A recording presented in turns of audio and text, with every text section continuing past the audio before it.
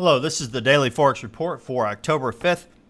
We're looking at the US Japanese yen pair first. This pair had a very large day today as far as movement to the upside and the downside. The range was very large. It did close down overall. Didn't quite break our support level over here, so still looking for that to occur before we're looking for it to move down. This bar, when the Bank of Japan intervened, we could see that again if it pushes lower.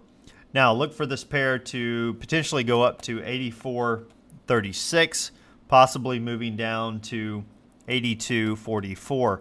Look for some resistance around 83.99 and look for some support around 82.95. Okay, now the Euro-USD pair, this particular pair continues to move to the upside, did close higher during today's session. We are looking for it to potentially go as high as 139.39. Possibly as low as 135.68. Look for some resistance around 138.60 and look for some support around 136.33. Now looking at the pound US dollar pair, this pair moved higher, did break previous resistance, but pulled back to close below it. We are looking for this pair to potentially go as high as 160.14, possibly as low as 156.74. Look for some resistance around 159.25 and look for some support around 157.50. Now the US Swiss, this pair continues to move to the downside. Broke previous support here, closed lower. We are looking for it to continue to the downside. If we get a reversal, look for it to hit some resistance around 0.9750, possibly hitting some support around 0.9625. Okay, now as far as news announcements go, we have the Australian dollar releasing their employment change for September at 8:30 p.m. Eastern Time tomorrow. Consensus on that is that it's moved lower from 30.9K to 20.0K. Overall, their unemployment rate is showing that it has stayed at 5.1%. Now, as far as what I'm looking at, drop down to the hour time frame if you would.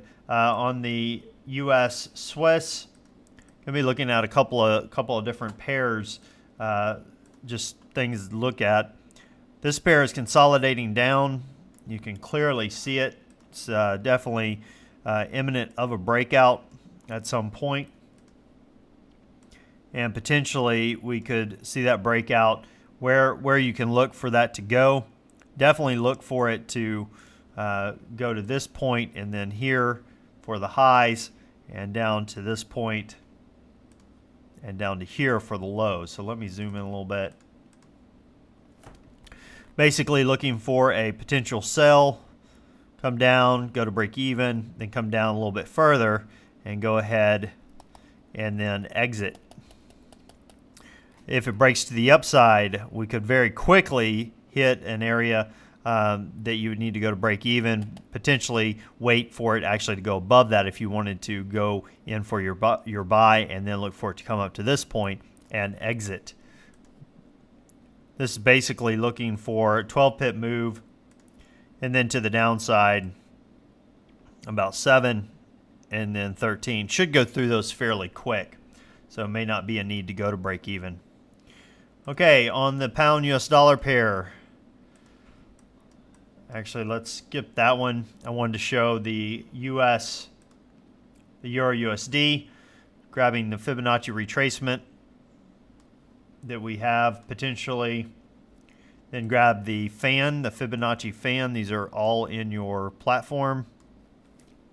Basically looking for a pullback, and this is the area that we're looking for a pullback from, or for. On the retracement, the 23.6 to the 38.2. And then between the 38.2 and the 50 mark. Basically, this box right here is what we're looking for, a breakthrough. When it breaks to the downside, look for a sell, and then when it hits the other side, look to exit. Now the US Japanese yen pair, this pair is also, if you notice, it is also consolidating down. So this may be another good pair to look at over the next couple hours as far as getting it, looking for a potential for a breakout here either to the upside or the downside. This one's pretty steep line there, but it is consolidating down. Look for a breakout to the upside or the downside. Now the New Zealand US dollar pair. This pair, again, grab your Fibonacci retracement. Come up to here, and then grab your Fibonacci fan. And here again, we're looking for basically a break of our 23.6 level down to our 38.2 potentially, and between our 38.2 and our 50 mark on our fan. So this is the box we're looking at. And we're basically looking for the market to come down. At this point, we would look to sell. And then when it hits the other side, however many bars that takes, we're going to look to exit. And last but not least, we have the Australian US dollar pair. This particular pair, got a lot of lines there. Let me erase some of them. We have a similar setup as we do in the New Zealand. We have a Fibonacci retracement levels and our fan. And here again, we're looking for this box right here. Looking for it to pull back and move lower and move right through that area. And at that point, we'd be able to make a profit from that. Well, that about wraps us up for today. Until next time, this is Jason Fielder. Good trading.